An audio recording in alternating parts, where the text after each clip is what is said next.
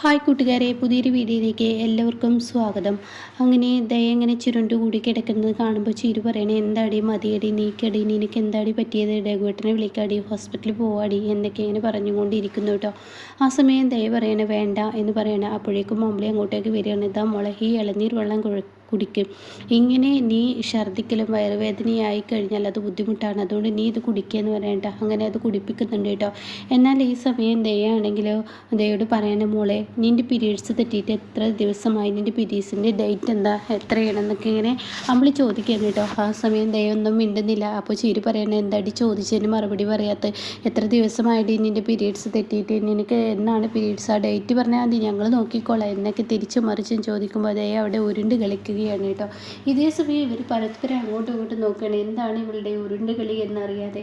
എന്നാൽ ഈ സമയം വീണ്ടും ആവർത്തിക്കുന്നു കേട്ടോ. ദയെ, നിന്നോടല്ലേ ചോദിച്ചത്, മര്യാദക്ക് പറയടി, നിൻ്റെ പീരീഡ്സ് തെറ്റിയിട്ട് എത്ര ദിവസമായി എന്ന് ചോദിക്കുമ്പോൾ, അതൊന്നും തെറ്റിയിട്ട് എന്നാൽ ഞങ്ങൾ ശബരിയെ വിളിക്കട്ടെ, ശബരിയെ നാളെ തന്നെ വിളിച്ചിട്ട് വരാൻ പറയാം, അല്ലെങ്കിൽ രഘുവിൻ്റെ കൂടെ പോ, നീ എന്താ മോളെ എന്നും പറയാത്ത, എന്താ നിനക്ക് പ്രശ്നം എന്നൊക്കെ ഇങ്ങനെ വിളി ചോദിക്കുമ്പോൾ ഉടൻ തന്നെ പറയാണ്, അതെ എന്നാൽ ഞങ്ങളൊരു പ്രഗ്നൻസി കിറ്റ് മേടിക്കട്ടെ എന്നുള്ള ചോദ്യവും പറച്ചിലൊക്കെ ആകുമ്പോൾ ഉടൻ തന്നെ ദയ പറയണേ, അതിൻ്റെ ഒന്നും ആവശ്യമില്ല, ഹോസ്പിറ്റലിൽ പോകേണ്ട ആവശ്യമില്ല, എൻ്റെ പീരീഡ്സ് തെറ്റിയിട്ട് 20 ദിവസമായി എന്ന് പറയും കേട്ടോ. ഇത് കേട്ട ഉടൻ തന്നെ അമ്പിളിയും ചീരും പറയണേ, എടി അപ്പം നിൻ്റെ വയറ്റിലൊരു കുഞ്ഞുണ്ടല്ലേ, എനിക്ക് പ്രഗ്നൻ്റ് ആണല്ലേ, എങ്കിൽ ദയ നീ ആദ്യം അറിയിക്കേണ്ട ശബരിയല്ലേ എന്ന് ചോദിച്ച ഉടൻ തന്നെ ദയ പറയണേ, വേണ്ട, ശബരിയേട്ടനെ അറിയിക്കണ്ട, അതെന്താ അറിയിക്കാത്തത്, അത് വേണ്ട ചേച്ചി, ശബരിയേട്ടനെ അറിയിക്കണ്ട, ഇതെൻ്റെ ചേച്ചിമാർ എനിക്കൊരു സഹായം ചെയ്തു തരണം. എന്ത് സഹായം, ഈ കുഞ്ഞിനെ എനിക്ക് വേണ്ട ചേച്ചി, എനിക്കിപ്പോൾ ആദ്യം തന്നെ ഒരു കുഞ്ഞ്, ഇപ്പോൾ രണ്ടാമതൊരു കുഞ്ഞ്, കല്യാണം കഴിഞ്ഞില്ല അപ്പോഴേക്കൊരു കുഞ്ഞ് ജനിച്ചു, ഇപ്പോൾ രണ്ടാമതൊരു കുഞ്ഞ് ജനിച്ചു, ഇപ്പോൾ ചിരി ചേച്ചിയുടെ അവസ്ഥ ഒന്ന് ആലോചിച്ച് നോക്ക്, സ്വസ്ഥതയും സമാധാനം ചേച്ചിക്കുണ്ടോ. അത് കേട്ടോടെ തന്നെ ചിരി പറയണേ, എടി ഞാൻ ഈ കുഞ്ഞിനെ വേണ്ടെന്ന് വെച്ചൊരാളാണ്, പക്ഷെ ഇപ്പോൾ എൻ്റെ മോൻ്റെ മുഖത്ത് നോക്കുമ്പോൾ എനിക്ക് എന്താ മനസ്സുഖം എന്നറിയോ, അതിന് എനിക്ക് പറഞ്ഞാൽ മനസ്സിലാവില്ല. അപ്പോൾ അതുകൊണ്ട് ഞാൻ എന്നോട് പറയട്ടെ, അങ്ങനെയൊന്നും തോന്നരുത്, ഇല്ല എനിക്ക് ഈ കുഞ്ഞിനെ വേണ്ട, എൻ്റെ ചേച്ചിമാരതൊന്ന് കളഞ്ഞു തരുമോ, ശബരിയേട്ടൻ അത് അറിയാൻ പാടില്ല, ഇത് ശബരിയേട്ടൻ്റെ വീട്ടുകാർ ശബരിയേട്ടനെ അറിഞ്ഞു കഴിഞ്ഞാൽ തീർച്ചയായും ഈ കുഞ്ഞിനെ പ്രസവിക്കാനേ പറയത്തുള്ളൂ, അതുകൊണ്ട് എനിക്ക് വയ്യ എന്നൊക്കെ ഇങ്ങനെ പറയുമ്പോൾ ഉടൻ തന്നെ ഈ പെണ്ണിൻ്റെ ഒരു കാര്യം, അപ്പോഴേക്കും അവിടെ രഘു വന്ന വണ്ടിയുടെ സൗണ്ട് കേട്ടി കേട്ടോ. അവിടെ തന്നെ ദയ പറയും, ഞാൻ സാധനങ്ങൾ മേടിക്കാൻ പറഞ്ഞിരുന്നോ, അത് കൊണ്ടുവരുമായിരിക്കും രഘുവേട്ടെ, എന്നാൽ ഞാൻ പോട്ടെ, ഇനി ഈ സംസാരം ഇവിടെ വെച്ച് നിർത്താൻ, നമുക്ക് പിന്നെ സംസാരിക്കാം എന്ന് പറഞ്ഞ് അവിടെ നിന്ന് പോകുമ്പോൾ, എടി ഇനി എന്താ ചെയ്യുക, ഈ പെണ്ണ് എന്താ ഈ പറയുന്നത് എന്നവർ പരസ്പരം അങ്ങോട്ടും ഇങ്ങോട്ടും പറയുന്നുണ്ട് കേട്ടോ. എന്നാൽ ഈ സമയം ഹർഷയാണ് കാണിക്കുന്നത്. ഹർഷ റൂമിൽ വരുമ്പോൾ സുശീലയുടെ ഫോണിൽ 2-3 പ്രാവശ്യമായി വന്നിരിക്കുകയാണ്.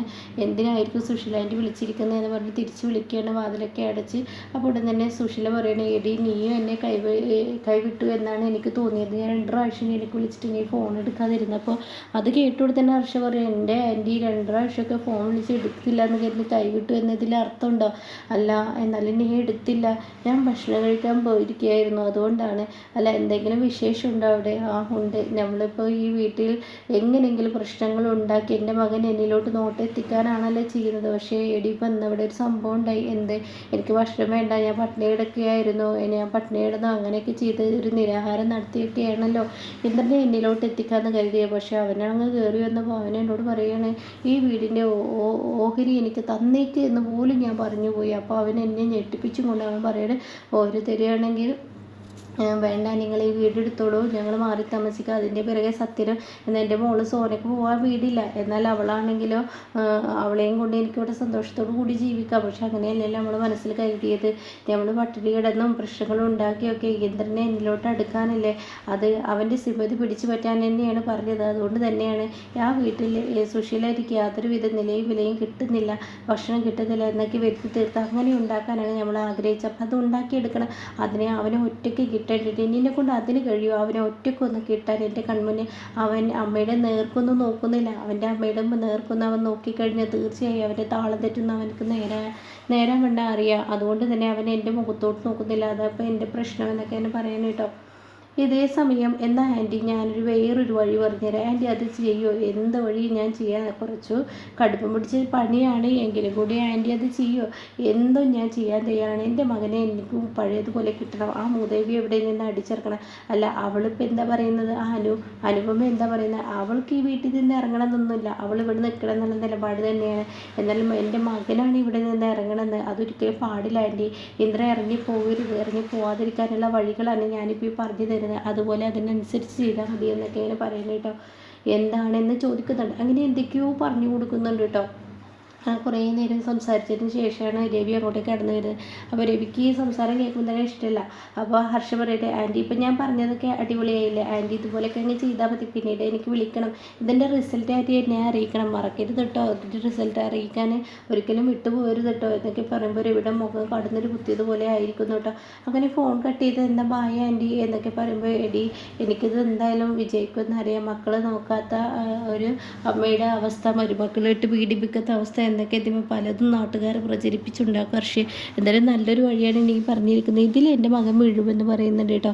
ഇതേ സമയം പിറ്റേ രവി ഇങ്ങനെ കടന്നൽ കുത്തിയതുപോലെ ഇരിക്കും. വർഷ ചോദിക്കുക, എന്താ രവിയേട്ടാ ഞാൻ വല്ല തെറ്റും ചെയ്യുന്ന പോലെയാണല്ലോ രവിയേട്ടൻ്റെ നോട്ടം, അത് പിന്നെ നിൻ്റെ മനസ്സിൽ അങ്ങനെ ഒരു തോന്നൽ ഉണ്ടായത് കൊണ്ടാണ് അങ്ങനെ തോന്നിയത്, എന്നാൽ നീ തെറ്റ് ചെയ്യുന്ന എന്തൊരു തോന്നൽ നിനക്കുണ്ടല്ലേ, അപ്പോൾ എന്തിനാ ഹർഷ നീ സുശീലാൻ്റെയുമായി ഒരു പ്രശ്നത്തിന് നിൽക്കുന്നത്, അവരുമായുള്ളൊരു കൂട്ടുകെട്ട് എന്തിനാ നിനക്ക്, അതിൻ്റെ ആവശ്യമില്ല എന്ന് പറയണ്ടോ. അതെ എനിക്കതിൻ്റെ ആവശ്യമുണ്ട്, ഞാൻ എൻ്റെ ഈ നിലയിലെത്തിയതും എൻ്റെ ഈ നിലയിലോട്ടാക്കിയതും സുശീലാൻ്റെയാണ്. രവിയേട്ടൻ കുഴഞ്ഞു കിടന്നപ്പോൾ എന്നെ സഹായിക്കാൻ, അതുപോലെ തന്നെ ഞാൻ കുഴഞ്ഞപ്പോൾ എന്നെ സഹായിക്കാനൊക്കെ വന്നത് സുശീലാൻ്റെയാണ്. സുശീലാൻ്റെയുടെ ആ ഒരു മരുന്നും ട്രീറ്റ്മെൻറ്റ് കൊണ്ടാണ് ഞാൻ എണീറ്റ് കിടന്നത്, അതിൻ്റെ നിൻ്റെ തോന്നൽ മാത്രമാണ്, സുശീലാൻ്റെയുടെ മരുന്ന് കൊണ്ടൊന്നുമില്ല, ഞാൻ ചികിത്സിച്ചത് കൊണ്ടാണ്.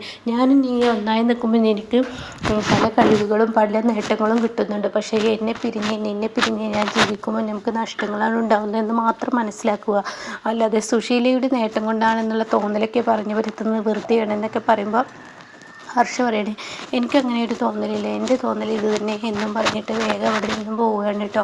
ഇതേ സമയം പിറ്റേ ദിവസം രാവിലെ ആവുന്ന വേഗമാണ്, അതായത് മുറ്റത്ത് അടുപ്പ് കൂട്ടാൻ ഹർഷ പറഞ്ഞിരിക്കുകയാണ് കേട്ടോ. അതിനനുസരിച്ച് തന്നെ കാര്യങ്ങൾ മുന്നോട്ട് നീക്കുകയാണ്. അങ്ങനെ സുശീല മുറ്റത്ത് അടുപ്പ് കൂട്ടാണ്. സോന ചായയുമായി വരുമ്പോൾ തൻ്റെ അമ്മ മുറ്റത്ത് അടുപ്പ് കൂട്ടുന്നത് കാണുമ്പോൾ സോനക്ക് ദേഷ്യം പിടിക്കുകയാണ്. എന്താണ് ഈ അമ്മ കാട്ടിക്കൂട്ടുന്നത്, എന്തിനാണ് ഈ വീട്ടിൽ ഇനി ഒരു പ്രശ്നം ഉണ്ടാക്കാൻ നടക്കുകയാണ്, ഈ വീട്ടിൽ എങ്ങനെയെങ്കിലും മറ്റുള്ളവരുടെ മനസ്സിലൊരു ഇടം പിടിക്കാൻ നോക്കേണ്ടടുത്ത് അമ്മ വീണ്ടും മക്കളുടെ ഇടയിൽ വെറുപ്പും ദേഷ്യവും ഒക്കെ ഉണ്ടാക്കുകയാണ്.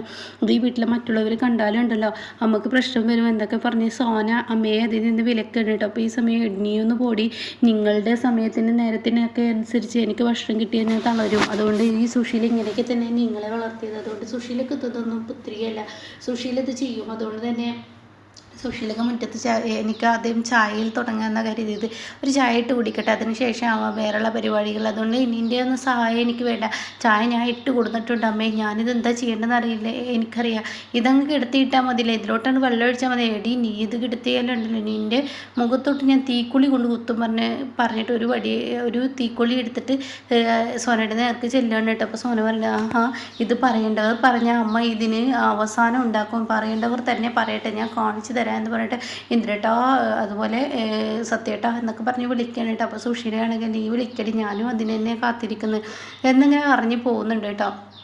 ഇതേ സമയം സത്യം പുറത്ത് വരിക, അപ്പോഴേക്കും ശ്യാമ വരികയാണ്.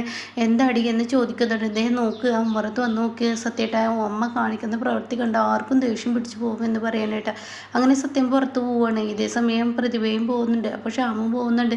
ഇതെന്താ നിങ്ങളീ കാണിക്കുന്ന, മുറ്റത്ത് അടുപ്പ് കൂട്ടുക, നാട്ടുകാരെ കൊണ്ട് ഓരോന്ന് പറയിപ്പിക്കാൻ വേണ്ടി, മക്കളൊക്കെ കൂടി ഓരോ പ്രശ്നങ്ങളും ഉണ്ടാക്കാൻ വേണ്ടി ഒരുങ്ങുകയാണ്, നിങ്ങൾ ഈ വൃത്തികെട്ട വേലത്തിലൊക്കെ ഇവിടെ എന്തിനാ കാണിക്കുന്നതെന്നൊക്കെ പറഞ്ഞാൽ സത്യനെ എതിർക്കുകയാണ് കേട്ടോ. അതോടുകൂടി എടാ എനിക്ക് നേരത്തിനും കാലത്തിനും ഭക്ഷണം കിട്ടണമെങ്കിൽ ഇങ്ങനെ തന്നെയാണ് പറ്റത്തുള്ളൂ, എന്നെ മക്കൾക്ക് വേണ്ടെങ്കിൽ എനിക്ക് എൻ്റേതായ ഭക്ഷണം ഉണ്ടാക്കണേ, നിന്നെയൊക്കെ പോറ്റി വളർത്തി ഈ ലെവലിലാടാ, അതുകൊണ്ട് ഞങ്ങളെ പോറ്റി വളർത്തിയെന്ന് കരുതി ഈ ലെവലിൽ ജീവിക്കണോ, ഇപ്പോൾ ഇവിടെ ഗ്യാസും അടുപ്പും കാര്യങ്ങളൊക്കെ ഉണ്ട്, പിന്നെ എന്തിനാ മുറ്റത്ത് ആളെ കാണിക്കാൻ വിധത്തിൽ അടുപ്പ് കൂട്ടേണ്ട ആവശ്യം എന്നൊക്കെ സത്യം ചോദിക്കുക. പക്ഷെ അമ്മ പറയുന്നത് ശരിയാണ്, എന്തിനാണ് അതിൻ്റെ ആവശ്യം, നിങ്ങൾ മനഃപൂർവ്വം പ്രശ്നം ഉണ്ടാക്കാൻ ഒരുങ്ങില്ലേ എന്നൊക്കെ ഇങ്ങനെ പറയുന്നു കേട്ടോ. അപ്പോഴേക്കും ഇന്ദ്രനെ പുറത്തോട്ട് ഇറങ്ങി വരികയാണ്. അപ്പോൾ സോന ഓടിച്ചെന്ന് ഇന്ദ്രട്ടത് കണ്ട അമ്മ കാട്ടുന്നത്, ഇതിന് ഒന്ന് തടയിട്ടേ, ഇതിന് തടയിടുക ഒന്നും വേണ്ട, ആ അടുപ്പും ആ വെള്ളമൊക്കെ കണ്ടെടുത്ത് വലിച്ചെറിഞ്ഞാൽ മതി, അതോടുകൂടി പ്രശ്നത്തിന് ഒരു പരിഹാരമായി എന്ന് പറയട്ടെ. അങ്ങനെ ഇന്ദ്രൻ അതെടുത്ത് വലിച്ചെറിയാൻ വേണ്ടി താഴോട്ട് ഇറങ്ങി വരുമ്പോൾ അവിടെ അനുപമ തടയാണ്, വന്നേ നമുക്കിവിടെ നിൽക്കണ്ട, ഇന്ദ്രട്ടങ്ങ് വന്നേ എന്ന് പറഞ്ഞിട്ട് പിടിച്ചു വലിച്ചു കൊണ്ടുപോകണം കേട്ടോ. ഇതേ സമയം സത്യനാണെങ്കിലോ സത്യൻ്റെ അടുത്തോട്ട് സോന ചെല്ലണം. ഇന്ദ്രേട്ടൻ തിരിഞ്ഞു പോയി അനുസരിച്ച് വലിച്ചു കൊണ്ടുപോയി. സത്യേട്ടൻ ഇനി എന്താ ചെയ്യുന്നത്, നാട്ടുകാർ കണ്ട മകളായ ഞാൻ ഭക്ഷണം കൊടുക്കുന്നില്ല എന്നാൽ എന്നെക്കുറിച്ചേക്ക് നാട്ടുകാർ പറയാം, എനിക്ക് അതിൻ്റെ ദോഷം, അതുകൊണ്ടാണ് സത്യേട്ടൻ എന്താ ചെയ്യുകയെന്ന് പറയുമ്പോൾ സത്യം പറയാം, ഞാൻ കാണിച്ചു തരാം, ഇത് എന്ത് ചെയ്യണമെന്ന് എനിക്ക് കാണിച്ചു തരാമെന്ന് പറഞ്ഞിട്ട് സത്യം പോകുമ്പോൾ പ്രതി പറയണ സത്യേട്ടാ ഇതിൽ തടയിടാൻ നിൽക്കണ്ട, ഇന്ദ്രേട്ടൻ ഇവിടെ നിന്ന് പോയിട്ടുണ്ടെങ്കിൽ സത്യേട്ടൻ ഇതിൽ ഒന്നും ചെയ്യാൻ നിൽക്കണ്ട, ഇവിടെ നിന്ന് പോവാം നമുക്ക് എന്ന് പറഞ്ഞിട്ട് പോവാണ് കേട്ടോ. പിന്നീട് റൂമിൽ ചെന്നാൽ ഇന്ദ്രൻ പറയണത് ഇതുകൊണ്ടാണ് ഞാൻ ഇങ്ങോട്ടേക്ക് വരണ്ട എന്ന് പറഞ്ഞത്. ഇതാണ് ഞാൻ അനു ഇങ്ങനെ ഓരോ പ്രശ്നങ്ങൾ അമ്മ ഉണ്ടാക്കുന്ന എനിക്ക് നന്നായി അറിയുന്നത് കൊണ്ടാണ് നമുക്ക് ഇങ്ങോട്ടേക്ക് വരേണ്ട, വേറെ വീട്ടിൽ താമസിക്കുക എന്നൊക്കെ പറഞ്ഞത്. അത് എനിക്കറിയാം ഇന്ദ്രേട്ട ഇപ്പം ചെയ്യേണ്ടത് എന്താണ്? അമ്മയോട് എതിർക്കാൻ അറിയോ? അത് അമ്മക്ക് നന്നായിട്ട് അറിയാം. അമ്മയുടെ നേർക്ക് നേരെ നിൽക്കാൻ പോലും എനിക്ക് കഴിയില്ല. അമ്മയോട് എതിർത്ത് ഇന്നേവരെ ശീലമില്ല. അതാണ് എൻ്റെ പ്രശ്നം. അതുകൊണ്ട് തന്നെ ഇവർ കാണിക്കുന്നതും പ്രവർത്തിക്കുന്നതൊന്നും കാണാഞ്ഞാൽ പോരെ. അത് കേട്ടോടെ തന്നെ ഉടൻ തന്നെ അനുഭവം പറയണ അതാണ് അവരുടെ ആവശ്യം. അവർ കാണിക്കുന്നതും ഇതൊക്കെ കാണാൻ വേണ്ടിയാണ് അവരിതൊക്കെ ചെയ്തു കൂട്ടുന്നത്. ഇവിടെ ഇപ്പോൾ പ്രശ്നം ഹർഷയാണ്. ഹർഷയെ അങ്ങ് തടയിട്ടാൽ മതി. ഹർഷയുമായുള്ള കൂട്ടുകൂട്ട് ഒഴിവാക്കാൻ ഇന്ദ്രേട്ടന് കഴിയുമോ? അതിങ്ങനെ കഴിഞ്ഞാൽ രക്ഷപ്പെട്ടു. അപ്പോൾ ഈ സമയം ഇന്ദ്രൻ പറയണത് എന്നെക്കൊണ്ട് കഴിയത്തില്ല എന്ന് പറഞ്ഞിട്ട് ഇത് കേട്ടോടെ തന്നെ അനുഭവം പറയണ അത് കഴിയത്തില്ല. പലവരും ഉപേക്ഷിച്ച് പോയിട്ടും ഒളിച്ചും പാത്തും കാണാനുള്ള അവസരമൊക്കെ ഹർഷ ഉണ്ടാക്കിയെടുക്കുന്ന സ്ത്രീയാണ്. ആ പെണ്ണേത്തിക്ക് അങ്ങനെയൊരു വളവും വിരുതൊക്കെയുണ്ട്. മനുഷ്യന്മാരെ അടുത്തോട്ട് അകറ്റാനും അതുപോലെ അടുപ്പിക്കാനൊക്കെ അവർക്ക് കഴിയും. അതുകൊണ്ട് തന്നെ അവരാണ് അമ്മയെ കൊണ്ട് ഇങ്ങനെയുള്ള വേലത്തരങ്ങൾ ചെയ്യുന്നത്. ഇതിപ്പോൾ എന്താ ആവശ്യം എന്നറിയാം അമ്മയുടേത്? ഇന്ദ്രേട്ടൻ അമ്മയുടെ മുന്നിലോട്ട് അങ്ങ് ചെല്ലണം. അതിന് വേണ്ടിയാണ്. അപ്പോൾ തന്നെ അനു നമുക്ക് വേറൊരു വാടക വീട്ടിലോട്ട് താമസം മാറാം. ശരിയാണ് ഇന്ദ്രേട്ടൻ പറഞ്ഞ വാടക വീട്ടിൽ താമസം മാറി ഇങ്ങനെയുള്ള വേലത്തരങ്ങൾ കാണണ്ട. പക്ഷേ പ്രശ്നങ്ങൾ പിന്നീടും അമ്മ ഉണ്ടാക്കും, അവിടെ വന്നും ഉണ്ടാക്കും. അപ്പോൾ ഇന്ദ്രേട്ടനെ അമ്മയോട് സിമ്പതി തോന്നും. അന്ന് ഈ വീട്ടിലോട്ട് എനിക്ക് കയറി വരാൻ പറ്റില്ല, പക്ഷേ ഇപ്പോൾ ഈ വീട്ടിൽ നിന്ന് എന്നെ ആര് ഇറക്കും എന്നറിയാൻ വേണ്ടിയിട്ടാണ് ഞാൻ നിൽക്കുന്നത്.